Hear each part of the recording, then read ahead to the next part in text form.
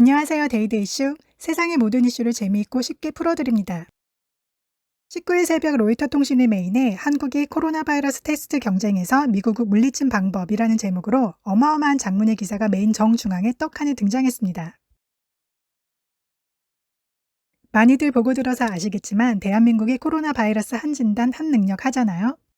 그런 한국의 우수성에 대해서 이번엔 댓글과 같은 개인의 의견이 아닌 로이터 통신에서 공식적으로 발표했습니다. 한국이 팬데믹과 싸우고 있는 다른 나라들의 모델이 되었다라고요. 저의 내내망상 아닙니다. 오죽하면 저도 놀라서 국뽕 주제 들고 왔네요.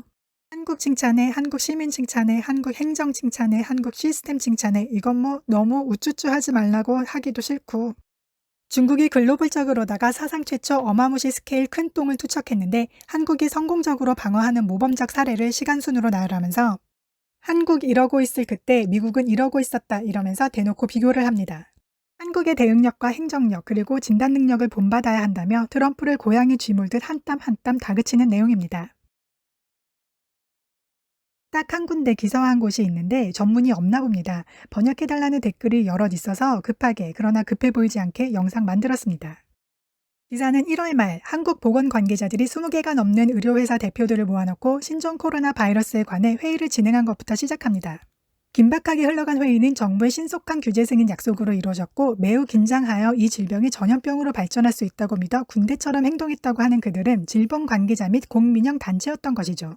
그 후 일주일 후 질본이 코젠 바이오텍의 진단 테스트를 승인하고 또 이어서 다른 회사들이 승인을 받고 2월 말에는 드라이브스루와 매일 수천 명을 테스트할 수 있는 능력으로 전 세계에 헤드라인을 장식했다고 로이터는 전했습니다.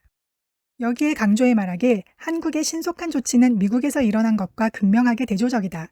1월 말 회의 7주 후에 한국에는 29만 명 이상을 테스트하고 8천 건 이상의 감염자를 확진했다. 그리고 확진자는 사라지고 있고 2주 만에 909의 1일 최고점에서 93명으로 하락했다라고 기술했습니다. 이어 확진자가 한국과 같은 날 처음 발견된 미국은 요구되는 만큼의 테스트를 못하고 있다. 미국은 약 3억 3천만 명이 살고 있는데 약 6만 건의 테스트를 실시했다고 밝혔습니다. 결과적으로 미국 관리들은 얼마나 많은 미국인들이 감염되었으며 특히 방역의 중요한 요건인 어디에 퍼져 있는지를 온전히 파악하지 못한다라고 꼬집은 것이죠. 이어서 MEAB도 못 알아보는 보다 적나라한 비교지를 계속 시전합니다. 한국은 능률적인 관료체계 대 미국은 정체된 시스템, 대담한 한국 대 조심성 많은 미국, 한국의 긴급안을 다루는 능력 대 절차에 의존하여 의존을 중시하는 미국. 몇 대 몇 할 때 쓰는 대 versus란 단어를 썼더라고요. 알아듣기 확실해서 좋긴 한데 비교질이 삿대질보다 더 나빠요. 오죽하면 우리는 부유한 나라인데 이런 종류의 물건은 없는 겁니까? 라는 불만이 외과 의사에게서 터져나옵니다. 이어서 비교는 계속됩니다.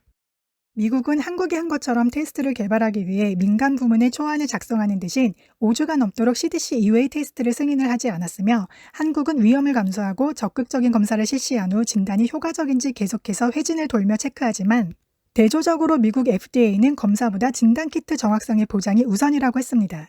때문에 국립알레르기 및 전염병 연구소 소장인 안소니 퍼시는 지난주 하원위원회에서 한국은 누구나 쉽게 테스트를 받는 방식에 대해선 우린 실패했다, 인정하자라고 하며 미국의 느린 행정 시스템을 일축하기도 했습니다.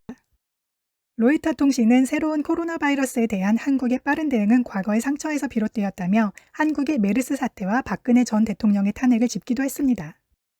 또한 반더빌트 의과대학의 예방의학 및 전염병 교수인 윌리엄 체프너 박사는 이 바이러스의 양상은 기존과 달랐으며 미국 시스템을 장악했다.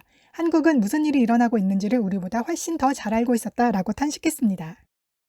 로이터는 이어 더 많은 검사가 진행되면서 한국의 보건당국은 빠르게 움직이는 바이러스를 방역하고 바이러스에 노출 가능성이 있는 사람들을 적극적으로 추적할 수 있는 능력도 갖추게 되었다. 이 진단 기반 공격은 한국이 몇 주 만에 새 확진자의 수를 줄이는 데 도움이 되었으며 팬데믹과 싸우고 있는 다른 나라들의 모델이 되었다라고 땅땅 못 박았습니다.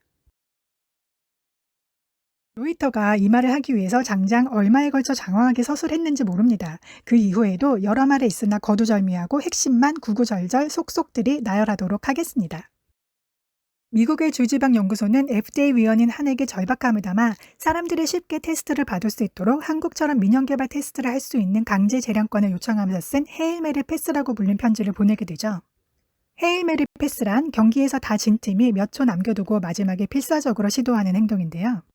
그러니까 믿져야 본전, 못 먹어도 고, 죽어도 직진, 죽기 살기, 같이 죽자. 마지막 발악 같은 거죠. 이후 미국 스스로 조이는 여러 압박과 장애는 패스할게요. 미국사가 아니니까요. 아무튼 이렇게 저렇게 그렇게 요렇게 한국과의 비교는 끝까지 갑니다. 지난주 의회에서 열린 비공개 회의에서 캘리포니아의 민주당원이자 2009년 인플루엔자 발발 동안 환자를 치료한 응급실 의사인 라울 루이즈 미국 대표는 왜 한국은 코로나 대응책으로 미국을 휩쓸고 있냐 외치며 FDA 위원과 트럼프 행정부의 사람들을 압박했다고 합니다. 또한 왜 한국과 같은 드라이브스루 테스트가 필요하지 않냐, 미국 행정력을 새롭게 움직임에도 불구하고 미국은 여전히 한국이 달성한 것에 접근하는 데만도 몇 주나 뒤처져 있다고 우려하며 이걸로 미국은 몇 달을 잃어버렸다. 아마도 우리는 한국의 테스트 구매하기를 알아봐야 할 것이다 라고 했습니다. 그렇게 결국엔 미국 FDA에서 우리나라 기업에 부랴부랴 진단키트 수출 요청을 하게 된 것이죠. 뜻밖의 불량 학생이 되어 많은 성장통을 겪은 우리 미쿡 형님, 모쪼록 코로나19 전쟁에서 빨리 탈출해서 세계 경제가 그만 정상 궤도로 돌아오게 합시다. 이번 로이터 통신의 기사는 전반적으로는 미국의 위기 대응력을 비판하는 내용이었지만 그 과정에서 끊임없이 제기되는 한국의 대응력은 마치 작정하고 한국에 띄워주기식으로 되어버렸네요. 요새 국뽕 드링킹이 너무 넘쳐나는 것 같긴 하지만 이거야말로 댓글 반응으로 왜곡되지 않고 외신 기자의 가감없는 표현으로 서술된지라 들고 나왔습니다. 지금까지 한 점 티 없는 순수 국뽕이었습니다. 구독과 좋아요는 큰 힘이 됩니다. 감사합니다.